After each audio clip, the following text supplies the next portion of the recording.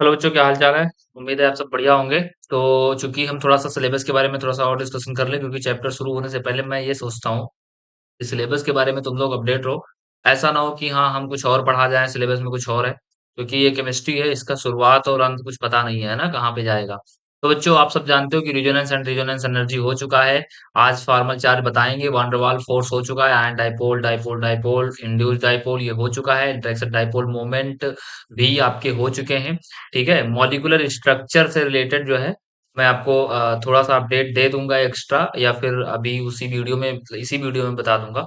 और percentage of ionic character आपका नहीं हुआ है फ्रॉम डाइपोल मोमेंट, और पोलराइजिंग पावर पोलराइजेबिलिटी नहीं हुआ है, क्योंकि फजान रूल में तुम्हें पढ़ना है। और तुम्हें आज मैं हाइड्रोजन बॉन्डिंग से रिलेटेड अपडेट दे दूंगा और फॉर्मल चार्ज से दे दूंगा। ठीक है, ये इस वीडियो में तुमको फॉर्मल चार्ज चार्ज मिलने वाला है और हाइड्रोजन बॉन्डिंग मिलने वाला है। और इसके बाद तुम्हारा एक टॉपिक केवल बचेगा, फजान रूल। अब तुम लोग मन में सोच रहे होगे, सर ये पीछे के जो टॉपिक है ये तो नहीं बताया आपने, आयनिक कैरेक्टर डाइपोल मोमेंट।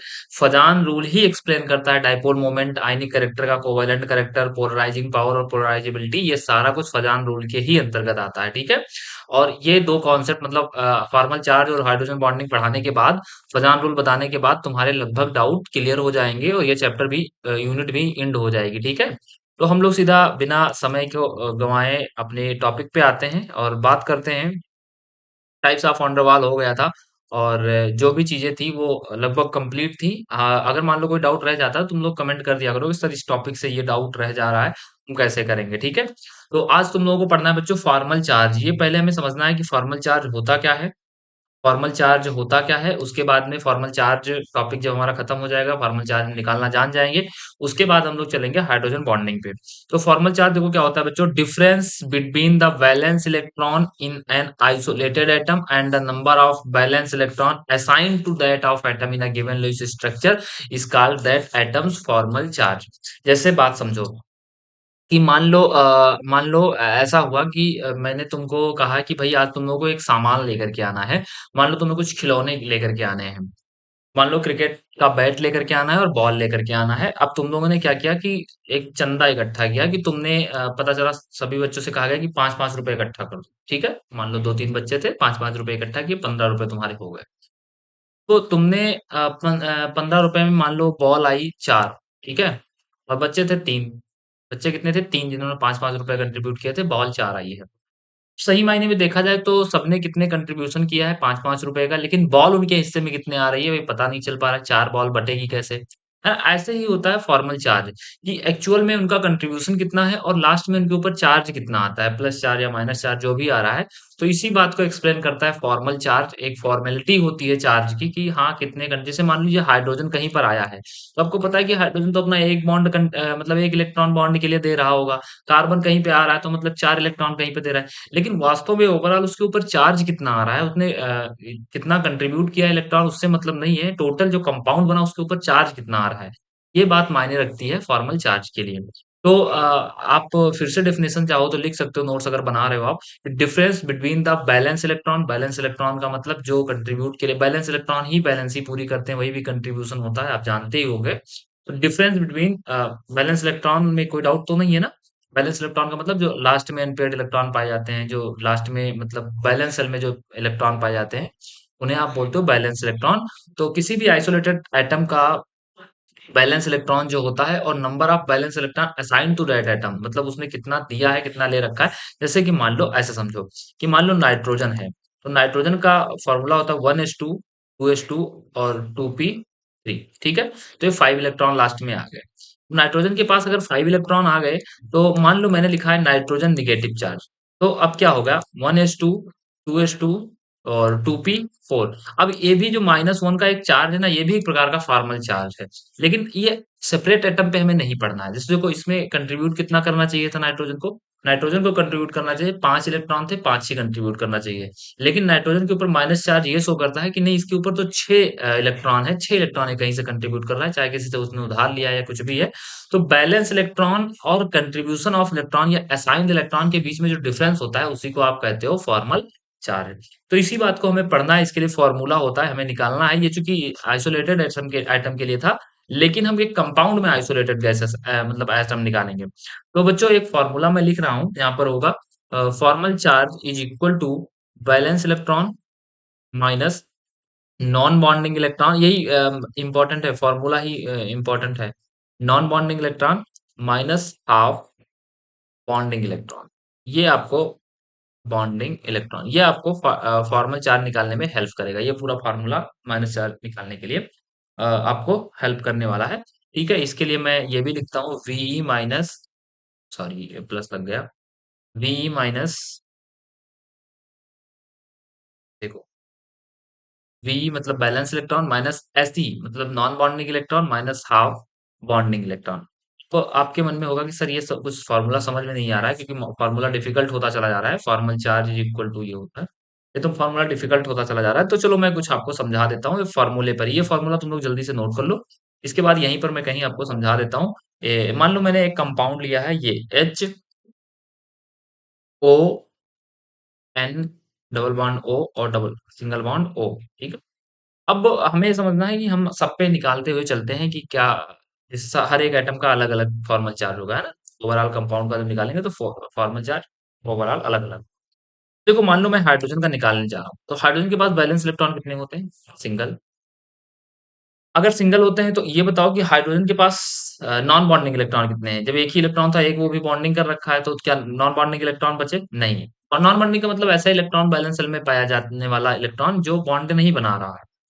तो क्या हाइड्रोजन के पास कोई ऐसा भी इलेक्ट्रॉन है जो बॉन्डिंग नहीं कर, भाई एक ही इलेक्ट्रॉन था, एक तो उसने बॉन्डिंग बना रखा है ना, बॉन्ड बना ही रखा है, तो नॉन बॉन्डिंग में इसमें आ जाएगा जीरो। माइनस हाफ लगाओगे, और बॉन्डिंग इलेक्ट्रॉन कितने तुम्हें दिखाई दे रहे हैं? बॉन्डिंग इलेक्ट्रॉन तुम्हें दिखाई दे रहे हैं दो। कितने दिखाई दे रहे हैं? दो, क्योंकि देखो एक तो इसका बॉन्ड कर रहा है, हाइड्रोजन का बॉन्डिंग बना रहा है, एक ऑक्सीजन वाले से बनाया, तो दोनों दो इलेक्ट्रॉन हो गए ना, तो दो। तो टू टू आपस में कट गया, है ना। तो ये आ गया total overall one, two, one minus zero, two one, one minus total आ गया, one minus one is equal to zero. Two one जा टू है ना, वन आया तो वन माइनस वन कितना आ गया? जीरो आ गया। तो ऑक्सीजन, हाइड्रोजन पर कोई चार्ज नहीं आया। इस वाले ऑक्सीजन पर चेक करते हैं, इस वाले ऑक्सीजन पे भाई बैलेंस शेल में इलेक्ट्रॉन सिक्स होता है। नॉन बॉन्डेड कितने हैं भाई? सिक्स में एक इलेक्ट्रॉन ये और एक इलेक्ट्रॉन ये, दो बॉन्डेड कर रखे हैं, तो अभी भी चार इलेक्ट्रॉन बचे कि नहीं बचे, मतलब टोटल लोन पेयर बचा कि नहीं बचा? तो फोर इलेक्ट्रॉन लिखेंगे नॉन बॉन्डिंग में, माइनस आपको हाफ बॉन्डिंग कितने दिखाई दे रहे हैं? फोर ही दिखाई दे रहे हैं, देखो दो इधर और दो उधर, है ना, हाइड्रोजन की तरफ दो और दो ऑक्सीजन और नाइट्रोजन के बीच, तो ये फोर आ गया। तो टू टू यहाँ आ गया, तो टोटल कितना हो गया? फोर टू सिक्स, और फोर और two six, six minus six हो जाएगा तुम्हारा जीरो, यानी इधर भी कितना आ गया? जीरो आ गया। समझ में आ रहा है कि नहीं आ रहा है? इस पर भी जीरो का चार्ज आ गया। इस वाले ऑक्सीजन पर देखते हैं, जो सबसे लास्ट वाला है, ठीक है, ये इस वाले ऑक्सीजन की, जहां पर मैंने घेरा बनाया है ना, तो इस वाले ऑक्सीजन की बात करेंगे तो टोटल बैलेंस में यहाँ भी सिक्स इलेक्ट्रॉन ही होते हैं। नॉन बॉन्डेड इलेक्ट्रॉन यहाँ भी फोर ही है कि नहीं है? और यहाँ पर एक ही मतलब बॉन्ड बन रहा है, यानी दो इलेक्ट्रॉन है, तो टू टू जा, टू वन जा टू, तो ये हो जाएगा six minus five is equal to minus one, है ना। माइनस सिक्स का इधर है, ठीक है, नहीं समझे? समझ में आया कि नहीं आया? और ना आया हो तो मैं कुछ और तरीका अपनाऊं। ठीक है, देखो six minus four, four two हो जाएगा फाइव, मतलब फोर और वन फाइव हो जाएगा, तो सिक्स माइनस में है ना इधर, तो इज इक्वल टू जाएगा, तो सिक्स माइनस वन, मतलब सिक्स माइनस फाइव हो जाएगा माइनस वन। चलो मैं कुछ और एग्जांपल ले लेता हूँ, ऐसे नहीं समझ में आएगा। मान लो मैंने ऑक्सीजन लिया, यहाँ पर ओ थ्री ले रहा हूँ ना, ओ थ्री ले रहा हूँ, और इस पर मैं तुम्हें फॉर्मल चार्ज निकालना सिखा रहा हूँ। तो मैं ऐसा करता हूँ ना कि इसको नंबरिंग कर देता हूँ, नहीं तो तुम लोग जान नहीं पाओगे। ये है ऑक्सीजन नंबर वन, ये है ऑक्सीजन नंबर टू, और ये है ऑक्सीजन नंबर थ्री, ठीक है। ये है ऑक्सीजन नंबर थ्री। अब देखो ऑक्सीजन नंबर टू की हम बात करते हैं, किसकी बात करते हैं? Oxygen number two. वन की भी करेंगे, लेकिन टू की पहले कर लो, जिससे समझ में आ जाए सब कुछ। देखो ना, मान लो मैंने ऑक्सीजन नंबर टू की बात की, तो इसके पास बैलेंस सेल में इलेक्ट्रॉन होते हैं टोटल सिक्स।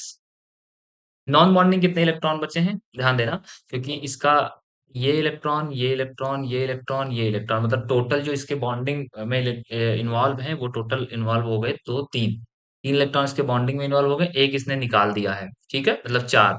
तो नॉन बॉन्डिंग कितने बचे बेटा? दो, ठीक है। समझे कि नहीं समझे भाई? इसने एक तो ये हो गया, जहां पे मैं गोला कर रहा हूँ, उसको ब्लैक कलर से कर देता हूँ। एक तो ये हो गया, ये यहाँ पर एक ये हो गया, एक ये हो गया, ठीक है। तीन तो इसने बॉन्डिंग कर रखा, एक इसने किसी को दे रखा, तो नॉन बॉन्डिंग कितने बचे? दो इलेक्ट्रॉन तो बचे, माइनस हाफ बॉन्डिंग में कितने? दो, दो चार और दो छह, ठीक है। तो ये कितना आ गया?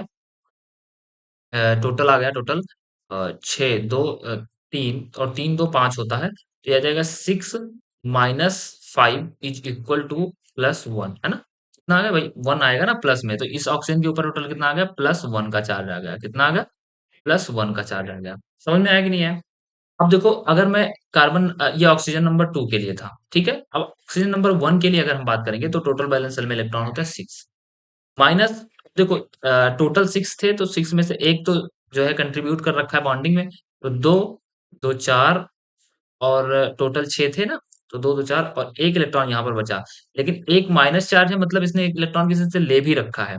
तो नॉन बॉन्डिंग में इलेक्ट्रॉन कितने होंगे? एक, दो, तीन, चार, पाँच, छह। टोटल नॉन बॉन्डिंग में इलेक्ट्रॉन कितने होंगे? छह। नहीं समझे? देखो, ऑक्सीजन के पास टोटल कितने होते हैं? छह इलेक्ट्रॉन होते हैं। समझना बात, छह इलेक्ट्रॉन होते हैं। एक तो कंट्रीब्यूट कर रखा है इस वाले बॉन्डिंग से, है ना? तो अभी कितने बचे इसके पास? इसके अपने कितने बचे? एक ने बॉन्डिंग बना रखा है, तो बचे कितने इसके पास? टोटल 5 इलेक्ट्रॉन बचे। लेकिन इसके ऊपर एक माइनस का भी चार्ज है, तो एक जब माइनस का चार्ज है, तो इसने एक इलेक्ट्रॉन कहीं से एक्स्ट्रा लिया है कि नहीं लिया है? टोटल अब इसके पास नॉन बॉन्डिंग कितने दिखाई दे रहे हैं तुम्हें? 6, है ना? तो एक बॉन्डिंग में चला गया, तो 6 हो गया। माइनस हाफ बॉन्डिंग, टोटल कितने बच रहे हैं इसके पास? तो एक इसने अपने खुद के बॉन्डिंग कर रहा है, उस बॉन्ड में टोटल 2 इलेक्ट्रॉन प्रेजेंट है। तो टोटल बॉन्ड का काउंट किया था ना कि उस बॉन्ड में कितने प्रेजेंट है, तो कितने प्रेजेंट है? देखो, 2 प्रेजेंट है, तो 2 कर दिया, तो 2 1 जा 2। तो टोटल कितना हो गया? 6 minus 7 is equal to minus 1। यानी इस वाले पे कितना चार्ज आया? कार्बन ऑक्सीजन नंबर 1 पे माइनस 1 का आया। अगर हम यहीं पे बात करते हैं ऑक्सीजन नंबर 3 का, तो देखो टोटल इलेक्ट्रॉन कितने थे? 6 थे, माइनस नॉन बॉन्डिंग इलेक्ट्रॉन 4। भाई दो इसने बॉन्डिंग कर रखे हैं, तो 4 इसके पास बचे। भाई बॉन्डिंग नॉन बॉन्डिंग समझ रहे हो कि नहीं समझ रहे हो? जितने इसने बॉन्डिंग अपनी तरफ से कर रखे हैं ना, वो उसके बॉन्डिंग इलेक्ट्रॉन होते हैं, जो बच गए वो नॉन बॉन्डिंग, तो 4 नॉन बॉन्डिंग है। माइनस हाफ 8 इलेक्ट्रॉन, है ना? तो 8 इलेक्ट्रॉन देखो, काउंट कर लो, 1 2 3 4, है ना? 8 इलेक्ट्रॉन, तो 4 आ गया, तो ये जाएगा 6, 6 माइनस 4 टू 8, 4 और 4, बैलेंस इलेक्ट्रॉन 6, ठीक है, minus total non bonding electron आ गए 4, और बॉन्डिंग दो, सॉरी 4 हो जा रहा है ना, 4 हो जा रहा है, आई एम सॉरी, वो गलत हो गया। टोटल नॉन बॉन्डिंग इलेक्ट्रॉन, जो बॉन्डिंग इलेक्ट्रॉन है 1 2 3 4, वो 8 लिख दिया था गलती से, है ना? समझ में आया कि नहीं आया? देखो मैं बता देता हूँ, कहीं कंफ्यूजन आ गई होगी तुम लोगों को। मैं फिर से बता दे रहा हूँ, इसको मैं फिर से पूरा कर दे रहा हूँ, कैसे 4 आया वो बता देता हूँ, बच्चों को प्रॉब्लम ना हो। देखो, हाँ, टोटल बैलेंस इलेक्ट्रॉन भाई, ऑक्सीजन के बैलेंस इलेक्ट्रॉन 6 ही होंगे, उसमें तो कोई डाउट है नहीं, ठीक है? अब उसमें नॉन बॉन्डिंग हमें काउंट करना है, तो 1 2 3 4 5 6 टोटल इलेक्ट्रॉन थे 6, जिसमें से 6 में से क्या हुआ है? 6 में से 6 में से, समझना, ऑक्सीजन, ये ऑक्सीजन, इसी ऑक्सीजन की तो बात हो रही है, इतने की मैं बात कर रहा हूँ ना, ऑक्सीजन नंबर 3 की बात कर रहा हूँ। इसके पास टोटल 6 इलेक्ट्रॉन थे, तो नॉन बॉन्डिंग में कितने बचे? देखो, 6 इलेक्ट्रॉन पहले ऑक्सीजन की ये काउंट करो, जहां पे मैंने गोला बना रखा है। ये वाले जो इलेक्ट्रॉन जो अब मैं गोला बना रहा हूँ, इस वाले ऑक्सीजन के हैं, तो टोटल 6 इलेक्ट्रॉन थे। तो 1 2 3 4, 4 इलेक्ट्रॉन इसके ऐसे हैं जो नॉन बॉन्डिंग में, माइनस लगाया। अब 1 2 3 4 इलेक्ट्रॉन ऐसे हैं जो इसके बॉन्डिंग में है, तो 4 ये हो गया। तो कितना आ गया? 2 आ गया, तो 6 माइनस 4 और 2 कितना हो गया? 6 हो गया। तो 6 माइनस 6 इज इक्वल टू 0, यानी इस वाले ऑक्सीजन पे 0 का चार्ज। बताओ समझ में आया कि नहीं आया? बताओ बच्चों, समझ में आया कि नहीं आया? हाँ, मुझे उम्मीद है कि तुम लोगों को समझ में आ गया होगा। अगर मान लो कोई डाउट रह जाता तो बताना, मैं दोबारा बता दूंगा। एक एग्जांपल मान लो अभी जो मैं ले रहा था उसी को मैं ले लूं, ऑक्सीजन, नाइट्रोजन, ऑक्सीजन, और यहाँ पर नाइट्रोजन।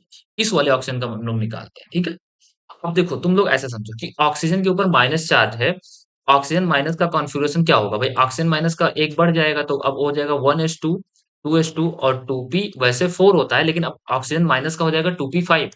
अगर नॉर्मल ऑक्सीजन का निकालेंगे तो 1s2, 2s2 और 2p4 हो जाएगा। ठीक है कि नहीं है? तो 2p5 हो जाएगा इसका, मतलब ऑक्सीजन माइनस का, ठीक है? तो देखो, बात को समझो, समझना। अगर मैं इस वाले ऑप्शन का निकालता हूँ, तो इसके बैलेंस सेल में इलेक्ट्रॉन कितने थे? मतलब अभी नॉर्मल कितने थे? 6 थे, ठीक है? 6 ही बैलेंस सेल में इलेक्ट्रॉन होते हैं।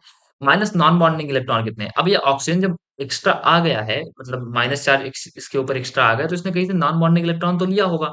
तो ध्यान दो, 6 इलेक्ट्रॉन में एक ही इलेक्ट्रॉन ऐसा है जो कंट्रीब्यूट कर रहा है, और एक इलेक्ट्रॉन इसने किसी से गेन भी कर लिया, तभी तो माइनस चार्ज आया होगा।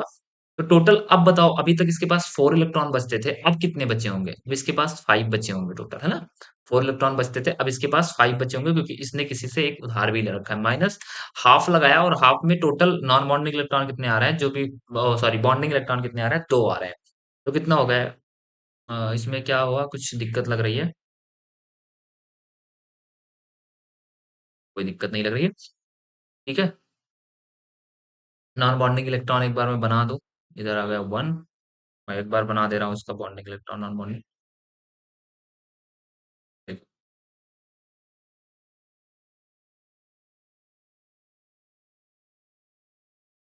देखो, ध्यान समझो, ये ऑक्सीजन रहा, और 1, 2, 3, 4, 5 और 6 इलेक्ट्रॉन, ठीक है। देखो, इस वाले ऑक्सीजन में मैंने 6 इलेक्ट्रॉन बना दिया। टोटल बैलेंस इलेक्ट्रॉन कितने हैं इसके पास? 6 हैं, वो मैंने बना दिया। माइनस नॉन बॉन्डिंग इलेक्ट्रॉन तुम्हें कितने दिखा रहा है? 1, 2, 3, 4, 5, और एक इसने क्या कर लिया है, किसी से उधार ले लिया, तो नॉन बॉन्डिंग इलेक्ट्रॉन हो गए टोटल 6। देखो जरा ध्यान से देखो, 1, 2, 3, 4, 5, 6, ठीक है। माइनस हाफ लगाया, एक चूंकि उधार लिया ना, इसलिए 6 हो गए। माइनस हाफ, बॉन्डिंग में कितने हैं? 2 इलेक्ट्रॉन है, तो 2 इधर लिख दिया, तो 2, 1 जा 1, टोटल आ जाएगा 6 माइनस 7 इज इक्वल टू -1। समझ में आया कि नहीं आया? कैसे आया? प्रैक्टिस कर लेना, थोड़ा सा समझ में आ जाएगा फॉर्मल चार्ज क्या होता है। अब इसके बाद में हमारा टॉपिक शुरू होता है हाइड्रोजन बॉन्डिंग। हाइड्रोजन बॉन्डिंग एक टाइप का, अलग टाइप का बॉन्ड है। ये इलेक्ट्रॉन्स को शेयर नहीं करता, जिस प्रकार से वैन डर वाल बॉन्ड था उसी तरीके से इलेक्ट्रॉन को शेयर नहीं करता, जिस प्रकार से वैन डर वाल बॉन्ड था कि एक मॉलिक्यूल दूसरे मॉलिक्यूल से फोर्स ऑफ अट्रैक्शन के द्वारा जुड़ा हुआ होता था। ऐसे ही ये हाइड्रोजन बॉन्डिंग भी कुछ इसी तरीके से काम करता है, ठीक है। तो हम लोग देखते हैं कि पहले इसका क्या है, it is not electrostatic force between covalently bonded hydrogen bond one molecule and an electronegative atom. ये क्या करता है कि ये इलेक्ट्रोस्टैटिक फोर्स के द्वारा जुड़ा हुआ होता है एक मॉलिक्यूल दूसरे मॉलिक्यूल से, जो कि इलेक्ट्रोनेगेटिव फोर्स जो है, इलेक्ट्रोनेगेटिव एटम के द्वारा एक इलेक्ट्रोपॉजिटिव एटम जुड़ा होता है, तो उसके बीच फोर्स ऑफ अट्रैक्शन लगता है। It is not formed in ionic compound, ये आयनिक कंपाउंड में फॉर्म नहीं होता है, केवल कोवैलेंट फॉर्म में होता है। एच बॉन्ड मतलब hydrogen bond forms a non polar covalent compound, non polar covalent compound form करता है। It is very weak bond but stronger than van der Waal force. ये इंपॉर्टेंट पॉइंट है कि van der वाल से strong होता है लेकिन वीक होता है, मतलब और जो बॉन्ड पढ़ते हो उससे थोड़ा सा वीक होता है, मतलब जैसे आयनिक बॉन्ड हुआ, कोवैलेंट बॉन्ड हुआ, मेटेलिक बॉन्ड हुआ, इन सब बॉन्ड से थोड़ा सा वीक होता है, लेकिन स्ट्रांग होता है as compare to van der वाल। क्योंकि जो मैंने आपको थोड़ा सा मैं और एक्सप्लेन करना चाहूंगा कि जब मैंने आपको बताया था बॉन्ड के बारे में, तो बॉन्ड मैंने बताया था पहले ही दिन, है ना, जिस दिन मैं तुम लोगों को पढ़ाने वाला था रिजोनेंस वगैरह, डाइपोल मोमेंट वगैरह, उसी दिन मैंने बताया था कि बॉन्ड होता है, एक होता है स्ट्रांग बॉन्ड और एक होता है वीक बॉन्ड। एक होता है स्ट्रांग बॉन्ड, एक होता है वीक बॉन्ड। स्ट्रांग बॉन्ड में पहला हमारा है आयनिक बॉन्ड, जो कि आपने पढ़ा ही होगा। दूसरा पढ़ा है कोवेलेंट बॉन्ड। कोवेलेंट बॉन्ड में आयनिक कैरेक्टर हम लोग ढूंढ रहे थे, है ना, जिसमें डाइपोल मोमेंट निकला था। आयनिक बॉन्ड में फजान रूल पढ़ेंगे। तीसरा होता है इसका कोऑर्डिनेट बॉन्ड, और चौथा होता है इसमें मेटेलिक बॉन्ड, ठीक, मेटेलिक बॉन्ड। और वीक बॉन्ड में तुम्हारा होता है पहला हाइड्रोजन बॉन्ड, और हाइड्रोजन बॉन्ड के बाद होता है वंडरवॉल। तो आपको पता है कि हमें सिर्फ वंडरवॉल पढ़ना था, तो वंडरवॉल तो हम पढ़ करके आ गए कि क्या होता है, कैसे होता है। अब हमें हाइड्रोजन बॉन्ड पढ़ना है, तो ये आता है वीक बॉन्ड में ही है, लेकिन वंडरवॉल की तुलना में थोड़ा सा ज्यादा मजबूत होता है। तो ये थ्योरी आपको रखना जरूरी है, मतलब आपको याद रखना है, क्योंकि लिखोगे आप वही, मैं समझाने का काम कर रहा हूँ। नोट्स आप लोग अपने स्तर से बनाते रहो। नोट्स या तो आप कहीं किसी बुक को प्रेफर कर लो, बुक ना प्रेफर कर पाओ तो नोट्स में जो मैं लिखवा रहा हूँ इतना तो नोट करते ही रहो, है ना। बाकी कोई सीरीज वगैरह भी ले सकते हो नोट्स पढ़ने की। देखो कॉन्सेप्ट मैं यहाँ समझा सकता हूँ, नोट्स में नहीं बनवा रहा हूँ प्रॉपर, लेकिन हाँ, अगर इतना कुछ लिख करके आ जाओगे तो गलत नहीं जाएगा। तो मैं एक बार फिर से समझा देता हूँ, it is not electrostatic force between covalently bonded या कोवेलेंट बॉन्ड के बीच में हाइड्रोजन बॉन्ड ऐसे होता है। ये मान लो ये एक दूसरा H2O का मॉलिक्यूल है, ये दूसरा H2O का मॉलिक्यूल है, ठीक है। हाँ, एक बात मैं जरूर बता दूंगा कि, अच्छा मैं थोड़ा सा और समझा देता हूँ, समझो। कैसे फॉर्म होता है, जैसे आपने देखा कि H2O का मॉलिक्यूल है, SF जुड़ा हुआ है, एक ऑक्सीजन दो हाइड्रोजन से। H2O का मॉलिक्यूल इस तरह से जुड़ा हुआ है। लेकिन जरा आप बताओ कि क्या पानी को कभी आपने एक मॉलिक्यूल पानी का अलग देखा है? आप जब देखे होंगे तो पानी के असंख्य मॉलिक्यूल, सागर पूरा ब्रह्मांड भरा पड़ा हुआ है ना, सागर बाल्टी में देखे होंगे तो कम से कम अरबों खरबों में पानी की संख्या होगी मॉलिक्यूल के। तो एक मॉलिक्यूल सेपरेट नहीं रहता है। अगर एक मॉलिक्यूल, इसकी बॉन्डिंग तो यहाँ पर कंप्लीट हो गई, हाइड्रोजन को 2 इलेक्ट्रॉन चाहिए थे, हाइड्रोजन को 2 इलेक्ट्रॉन मिल गए, ऑक्सीजन को 8 इलेक्ट्रॉन चाहिए था, ऑक्सीजन को 8 इलेक्ट्रॉन मिल गए। तो आखिर में फिर ऐसा क्या हुआ है जिसकी वजह से ये एक मॉलिक्यूल दूसरे मॉलिक्यूल से जुड़ा हुआ था? अब दूसरा मॉलिक्यूल भी पानी का आया। अब इसका हाइड्रोजन इसके ऑक्सीजन की मोस्ट इलेक्ट्रोनेगेटिविटी होने की वजह से मोस्ट इसका हाइड्रोजन अट्रैक्ट हो जाएगा इसके प्रति, और थोड़ा सा फोर्स ऑफ अट्रैक्शन ज्यादा लगा लेगा। इलेक्ट्रॉनों की शेयरिंग यहाँ पर बिल्कुल नहीं होगा, फोर्स ऑफ अट्रैक्शन मतलब दोस्ती निभाएंगे केवल, है ना। तो इस टाइप के बॉन्डिंग में होता है, तो ये ध्यान रखना कि इसमें जरा भी इलेक्ट्रोस्टैटिक कंडीशन नहीं क्रिएट होती, बस ऐसे ही पास में बैठ गए 2 मिनट बातें कर रहे हैं बस, है ना, और कुछ नहीं होता है। तो हाइड्रोजन बॉन्ड किसे कहते हैं? तो इसी कारण से पानी का एक मॉलिक्यूल दूसरे मॉलिक्यूल से जुड़ा रहता है बिना इलेक्ट्रॉनों की शेयरिंग किए हुए, फोर्स ऑफ अट्रैक्शन के कारण, है ना। तो ये सब ध्यान रखना कि ये बिल्कुल भी इलेक्ट्रोस्टैटिक बॉन्ड नहीं है, ये कोवेलेंटली होता है। It is not formed in ionic compound, ionic compound में फॉर्म ही नहीं होता है। दूसरा, H bond forms in polar covalent compound, आपने देखा कि पोलर कोवेलेंट कंपाउंड में फॉर्म होता है। और एक मैं आपको ट्रिक बताता हूँ कि हाइड्रोजन बॉन्ड फॉर्म कहाँ कहाँ होता है। तो सिर्फ और सिर्फ फोन में फॉर्म होता है, फ्लोरीन, ऑक्सीजन और नाइट्रोजन, है ना। जब सामने आपके पास फ्लोरीन होगा हाइड्रोजन से जुड़ा हुआ, तो दूसरा फ्लोरीन का मॉलिक्यूल या फिर हाइड्रोजन का मॉलिक्यूल मिलेगा तो ये अपना हाइड्रोजन बॉन्ड फॉर्म कर लेगा।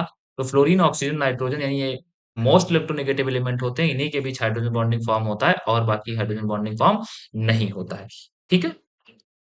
तो मेन कंडीशन आपको मैं बता दूं कि H should be covalently bonded with electronegative atom, मतलब फोन कंडीशन जो भी मैंने बताया है। हाइड्रोजन जो है, hydrogen should be bonded with bonded with four. Hydrogen जो है वो बॉन्ड होना चाहिए किससे? फ्लोरीन, ऑक्सीजन और नाइट्रोजन से। क्यों होना चाहिए? क्योंकि ये हाईली इलेक्ट्रोनेगेटिव होते हैं, हाईली इलेक्ट्रोनेगेटिव। ठीक है, क्यों होना चाहिए? क्योंकि ये हाईली इलेक्ट्रोनेगेटिव होते हैं। अगर हम साइज की बात करें तो स्मॉल साइज होता है इनका, है ना। अब दो तीन ही होते हैं तो तुम लोग ऐसा ट्रिक याद रख लो कि फोन में हाइड्रोजन बॉन्ड नहीं होंगे, तो स्मॉल साइज होता है। तो फोन में अगर हाइड्रोजन बॉन्ड नहीं होगा तो क्यों होगा? क्योंकि हाईली इलेक्ट्रोनेगेटिव होते हैं और स्मॉल साइज होता है। ठीक है। अब ऑर्डर ऑफ इलेक्ट्रोनेगेटिविटी की हम बात करें तो फ्लोरीन की इलेक्ट्रोनेगेटिविटी ज्यादा होती है एज कम्पेयर टू ऑक्सीजन की नेगेटिविटी, नाइट्रोजन। ठीक, इस तरह से फ्लोरीन की इलेक्ट्रोनेगेटिविटी ज्यादा होती है as compare to oxygen, as compare to nitrogen. तो आप ऐसे भी समझ सकते हो कि अगर कोई पूछे आपसे कि हाइड्रोजन बॉन्डिंग किसमें ज्यादा होता है, तो H bonding is inversely proportional to size. ठीक है, inversely proportional to size. Size अगर बढ़ेगा तो एच बॉन्डिंग आपकी घटेगी। तो ये बताओ फोन में इन तीनों में सबसे ज्यादा हाइड्रोजन बॉन्डिंग किसके साथ होगा? सबसे ज्यादा हाइड्रोजन बॉन्डिंग होगा फ्लोरीन के साथ, उससे कम ऑक्सीजन के साथ और उससे कम नाइट्रोजन के साथ। तो ये इसकी मेन कंडीशन थी। अब टाइप्स ऑफ, अगर हम हाइड्रोजन बॉन्डिंग की बात करें तो टाइप्स ऑफ हाइड्रोजन बॉन्डिंग में दो प्रकार के होंगे। पहला होगा आपका intermolecular, inter molecular H bond, और दूसरा होगा इंट्रामॉलिक्यूलर, इंट्रा मॉलिक्यूलर। अब इन दोनों में क्या अंतर है सर? देखो, इंटर मॉलिक्यूलर, तुम लोगों ने इंटरसिटी ट्रेन सुना है? इंटरसिटी का मतलब एक सिटी से दूसरी सिटी में जाना। इंट्रासिटी का बस सुना है कि नहीं सुना? इंट्रासिटी का मतलब उसी सिटी में बस चलना। जैसे मान लो मैं किसी सिटी में रह रहा हूँ, मान लो मैं लखनऊ रह रहा हूँ, मैं लखनऊ रह रहा हूँ। अब अगर लखनऊ में मैं आलमबाग से कैसरबाग जा रहा हूँ, मतलब ये वो लोकेशंस हैं, आप लोग अगर नहीं जानते, ये लखनऊ शहर के अंदर ही ये लोकेशन है। लखनऊ शहर बहुत बड़ा है, उसी के अंदर ये सारे मतलब जगहों पे मार्केट है, उनमें अलग-अलग जाना है। लेकिन लखनऊ से हमको जाना है मान लो Delhi, that means inter city हो गया, मैं दूसरे सिटी में जा रहा हूँ, है ना? तो इंटर मतलब होता है दूसरे मॉलिक्यूल के बीच में लगता हो बॉन्ड, और इंट्रा का मतलब होता है जब सेम मॉलिक्यूल में होता हो। इंटरसिटी की आप डिफिनेशन लिखोगे मतलब इंटर मॉलिक्यूलर हाइड्रोजन बॉन्ड का आप डिफिनेशन लिखोगे, सिटी ही आ रहा है देखो। इंटर मॉलिक्यूलर की डिफिनेशन लिखोगे, मतलब H bond formed between hydrogen bond formed between formed between two different two different compound, two different, और सेम भी हो सकता है, और सेम या डिफरेंट मतलब अलग अलग हो, बस एक ही ना हो, है ना। जैसे मान लीजिए एच एफ, दूसरा मान लो एच एफ, तीसरा एच एफ, तो इनके बीच में हाइड्रोजन बॉन्ड जो फॉर्म होता है उसे आप बोलते हो इंटरमॉलिक्यूलर हाइड्रोजन बॉन्डिंग, ठीक है? H2O, H2O। अब इनके बीच में जो हाइड्रोजन बॉन्डिंग फॉर्म होता है इसे आप बोलते हो इंटरमॉलिक्यूलर हाइड्रोजन बॉन्डिंग। अब सर इंट्रामॉलिक्यूलर क्या होता है, इसको नोट तो कर ही लिए होगा ना, बैक करके नोट कर लेना, अभी क्यों समय वेस्ट करना। इंट्रामॉलिक्यूलर हाइड्रोजन बॉन्डिंग की अगर हम बात करें, इंट्रामॉलिक्यूलर हाइड्रोजन बॉन्डिंग, अगर इंट्रामॉलिक्यूलर ये सेम कंपाउंड में होता है ना, molecule of different compound same में होता है ना। जैसे मान लीजिए मैं आपसे कहूँ इंट्रामॉलिक्यूलर में H bond, H bond is with electronegative, electronegative element of functional group, element of function. मैं एक कंपाउंड समझा देता हूँ ना, ग्रुप आप समझ जाओगे, बहुत अच्छे से समझ जाओगे, परेशान मत होना। मान लो मैंने ये कंपाउंड लिया, ये बेंजीन रिंग है, और यहाँ पर लगा हुआ है OH और यहाँ पर लगा हुआ है CH। अब देखो ये ऑक्सीजन है कि नहीं है, ये ऑक्सीजन इसी हाइड्रोजन में बॉन्डिंग बना, मतलब एक पूरा कंपाउंड जो हमने घेरा बनाया ये पूरा एक ही तो कंपाउंड है, और इसी कंपाउंड के बीच में एक दूसरे मॉलिक्यूल आपस में बॉन्डिंग बना रहा है, इसे बोलते हो आप इंट्रामॉलिक्यूलर हाइड्रोजन बॉन्डिंग। मुझे उम्मीद है कि इंटरमॉलिक्यूलर इंट्रामॉलिक्यूलर आप हाइड्रोजन बॉन्डिंग समझ गए होंगे। तो चलो मैं बताता हूँ, ROH और ROH बताओ किस टाइप का बॉन्डिंग है, इनके बीच जो इंटरमॉलिक्यूलर है या इंट्रामॉलिक्यूलर, आप लोग कमेंट करके बताएंगे, ठीक है। और दूसरा क्वेश्चन मैं दे रहा हूँ कि मान लो मैंने ये दिया बेंजीन रिंग और इसमें लगा दिया फ्लोरीन और यहाँ पर मैंने लगा दिया OH, और मैं कह रहा हूँ कि इनके बीच हाइड्रोजन बॉन्डिंग हो रहा है। ये दूसरे वाले में किस टाइप का, पहले वाले में किस टाइप का हाइड्रोजन बॉन्डिंग हो रहा है, दूसरे वाले में किस टाइप का हाइड्रोजन बॉन्डिंग हो रहा है, ठीक है। इफेक्ट ऑफ H बॉन्डिंग, तो पहला तो इफेक्ट भैया सॉल्बिलिटी, सॉल्बिलिटी। सॉल्बिलिटी क्या होता है भाई, H बॉन्डिंग अगर होगा, H बॉन्डिंग होगा तो सॉल्युबल ज्यादा होगा, सॉल्युबल ज्यादा। कैसे, जैसे मान लो मैंने तुमको दिया पानी H2O, और पानी में C2H5 या CH3OH मैंने डाल दिया, अल्कोहल डाल दिया, तो आप देखते हो कि पानी में घुल गया, जबकि ये तो पोलर ज्यादा है नहीं, जबकि ये ज्यादा पोलर तो है नहीं। अच्छा इसको भी छोड़ो, मैं एक और अच्छा एग्जांपल देता हूँ, इसमें तो थोड़ी बहुत पोलरिटी आ भी जाएगी अभी जो डाइपोल मोमेंट पढ़ा है उसके थ्रू। मैंने क्या किया कि मैंने तुमको दे दिया पानी H2O, और मैंने तुमको दे दिया C6H12O6, या फिर दे दिया C12H22O11, चीनी दे दिया, ठीक है। अगर मैंने आपको ये दे दिया, चीनी दे दिया, ग्लूकोज दे दिया, अब पानी में आप डालोगे तो घुल जाएगा, जबकि आप जानते हो कि चीनी जो होता है पोलराइजेशन नहीं शो करता है, बहुत ज्यादा डाइपोल मोमेंट नहीं शो करता है। अब क्या होगा कि आपको पता है कि C12 या C6H12OH, C6H12O6 में OH ग्रुप पाए जाते हैं, तो आपको पता है, आपका दिमाग खुल गया होगा कि OH ग्रुप खट से उठा करके H2O के हाइड्रोजन से हाइड्रोजन बॉन्डिंग बनाएंगे, तो सॉल्बिलिटी में फर्क पड़ा कि नहीं, जितना अधिक हाइड्रोजन बॉन्डिंग होगा उतना ज्यादा सॉल्युबल होगा। समझ में आया कि नहीं आया, ठीक है। सॉल्बिलिटी पर इसका फर्क पड़ता है ना। अगर H बॉन्ड ज्यादा है तो विस्कोसिटी भी इंक्रीज करेगा, H बॉन्ड जो है विस्कोसिटी भी इंक्रीज करेगा, इंक्रीज करेगा, ठीक है। सरफेस टेंशन भी इंक्रीज करेगा, ये सब जो है। अब देखो मैं यहाँ समझा सकता हूँ, है ना, सरफेस टेंशन भी इंक्रीज करेगा, ठीक है, मॉलिक्यूलर वेट भी बढ़ा देगा, बॉइलिंग पॉइंट बढ़ा देगा, बॉइलिंग पॉइंट इंक्रीज कर देगा, मेल्टिंग पॉइंट इंक्रीज कर देगा, मतलब ये एक एक्स्ट्रा थोड़ा सा फोर्स ऑफ अट्रैक्शन लग जाता है, जिसकी वजह से सारी प्रॉब्लम्स बढ़ जाती है। जैसे मान लो बॉयल कर रहे हो तो पहले 100 डिग्री सेंटीग्रेड पे मान लो हो जा रहा है, तो अब हाइड्रोजन बॉन्डिंग आ गया तो कुछ तो बढ़ जाएगा ना उनके बीच की पकड़, थोड़ा सा 102 डिग्री सेंटीग्रेड पे, 10 डिग्री सेंटीग्रेड पे वो बॉयल होने लगेगा, तो बॉइलिंग पॉइंट बढ़ जाता है, मेल्टिंग पॉइंट बढ़ जाता है, सरफेस टेंशन बढ़ जाता है, एच बॉन्डिंग बढ़ जाता है, सॉल्बिलिटी बढ़ जाता है। तो इतने सारे इसके इफेक्ट थे बच्चों। आज की क्लास में तुम्हारी ये हाइड्रोजन बॉन्डिंग भी कंप्लीट हो चुकी है, और हम लोग अ, आप बता दें कि किस पे बात करने वाले हैं। हम लोग अब बात करने वाले हैं जनरली केवल और केवल, हमारा जो टॉपिक बचा है वो बचा है ये, एक बार बता देता हूँ कहाँ पर बचा है तुम्हारा टॉपिक।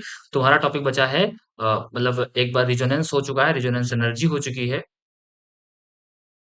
रिजोनेंस हो चुका है, रिजोनेंस एनर्जी हो चुकी है, फॉर्मल चार्ज अभी आज बता दिया, वंडरवाल फोर्स हो चुका है, वंडरवाल फोर्स के type ion dipole, dipole dipole और इंड्यूस्ड डाइपोल हो चुका है, डाइपोल मोमेंट भी हो चुका है। मॉलिक्यूलर स्ट्रक्चर का मतलब होता है कि जो लीनियर, मैं एक बार फिर से समझा दूं, मॉलिक्यूलर स्ट्रक्चर का नहीं है। जैसे मॉलिक्यूलर स्ट्रक्चर में मैंने कहा था कि लीनियर मॉलिक्यूल में एक दूसरे के अपोजिट जाएंगे तो क्रॉस हो जाएगा, तो ये कट जाएंगे, इनके डाइपोल नहीं रहेंगे। तो हमेशा ध्यान रखो कि जो प्लेनर मॉलिक्यूल होता है उसी में डाइपोल मोमेंट हो सकता है, या फिर मतलब और अपोजिट चार्ज हो, है ना। प्लेनर वाले में हाँ, एक बात, जो बहुत ज्यादा प्लेनर होगा उसमें डाइपोल मोमेंट नहीं भी होगा। जैसे मैं इसके लिए अलग से एक वीडियो बना दूंगा मॉलिक्यूलर स्ट्रक्चर के लिए, इसमें कंफ्यूज मत हो, है ना। छोटी सी बात नहीं, मैं बना दूंगा कि प्लेनर मॉलिक्यूल में कैसे कैंसिल आउट होता है, कैसे कैंसिल नहीं होता है। तो चलो ठीक है, मॉलिक्यूलर स्ट्रक्चर के लिए भी मैं वीडियो बना दूंगा अलग से। हाँ, अब उसके बाद में तुम्हारा हाइड्रोजन बॉन्डिंग हो चुका है। बाकी ये जितना आयनिक character in from dipole moment और फजान रूल में ही ये सब कुछ है। ठीक है, तो तुम लोग ये ध्यान रखना कि फजान रूल तुम्हें पढ़ना है एक टॉपिक, और ये मॉलिक्यूलर स्ट्रक्चर बना दूंगा दूसरा टॉपिक। ठीक है, बाकी ये यूनिट खत्म होती है, यूनिट थर्ड पढ़ा चुके हैं, यूनिट सेकंड पढ़ा देंगे। उसके बाद धीरे धीरे हम लोग अपने कॉन्सेप्ट को, अपने कोर्स को स्टॉप करेंगे, क्योंकि मुझे पता है एग्जाम बहुत जल्दी आने वाले हैं। ये मैं रैपिड रिवीजन टाइप का करवा रहा हूँ कि जिससे तुम लोगों को कोई प्रॉब्लम ना हो। ये मान के चलो कि मतलब तुम्हारी जितनी भी समस्याएं हैं वो सारी सॉल्व हो जाएं। अगर मान लो कोई सीरीज वगैरह तुम लोग पढ़ रहे हो तो उसको दे करके तुम लोग नंबर अच्छे गेन कर सकते हो और चीजें समझ में आ सकती हैं। ठीक है, तो मुझे उम्मीद है कि आप सब पढ़ाई अच्छे से कर रहे होंगे, आप बहुत ही सीरियसली लेंगे। तो अगर मान लीजिए कोई टॉपिक नहीं समझ में आ रहा, तो मैं बार बार बता रहा हूँ, आप अगर कमेंट करके जाएंगे तो मैं उसको दोबारा समझा दूंगा, और समस्याएं आपकी, प्रॉब्लम दूर भी की जाएंगी, है ना। कमेंट के माध्यम से आपको समस्या जो भी आ रही है वो सब दूर कर दिया जाएगा। ठीक है, okay, bye bye, I love you, अपना ख्याल रखिए, पढ़ाई करते रहिए।